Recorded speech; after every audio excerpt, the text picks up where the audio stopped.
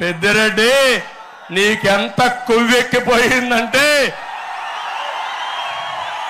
నీ కొవ్వు కరిగిస్తా. ఖబర్దార్, జాగ్రత్తగా ఉండు. తమ్ముళ్ళు, మొన్ననే అంగళ్ళు, నేనే అంగళ్ళకు పోయి ఇక్కడికి వస్తున్నాను. నేరుగా చిత్తూరులో పూతలపట్టు మీటింగ్కి వెళ్తున్నాను. కొవ్వెక్కిన పెద్దిరెడ్డి, పాపాల పెద్దిరెడ్డి నీ అవినీతి పైన యుద్ధం చేస్తా ఉంటే నా పైన దాడి చేపించి నా మీదనే కేసులు పెట్టారు. అక్కడి నుంచి దారిలో వచ్చాను. ఏం తమ్ముళ్ళు, మనం ఏమైనా తప్పు చేశామా అని అడుగుతున్నా.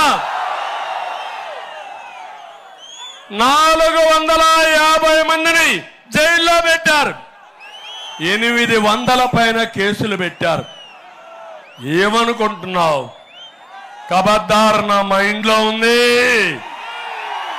నరాల్లో జీర్ణించకపోయింది, గుండె రగిలిపోతా ఉంది.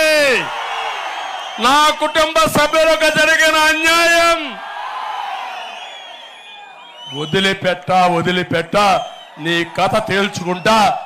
నీకు కూడా గుణపాఠం చేసి నా కార్యకర్తలు ఎంత క్షోభ అనుభవించారో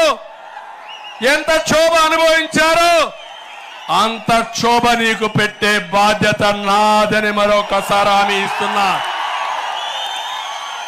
ఏం తమ్ముళ్ళు, మీరు సిద్ధమా అని అడుగుతున్నా.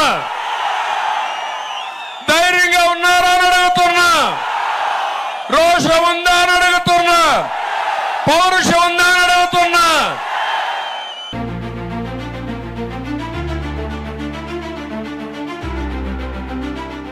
Like, share and subscribe to Rajaniti channel.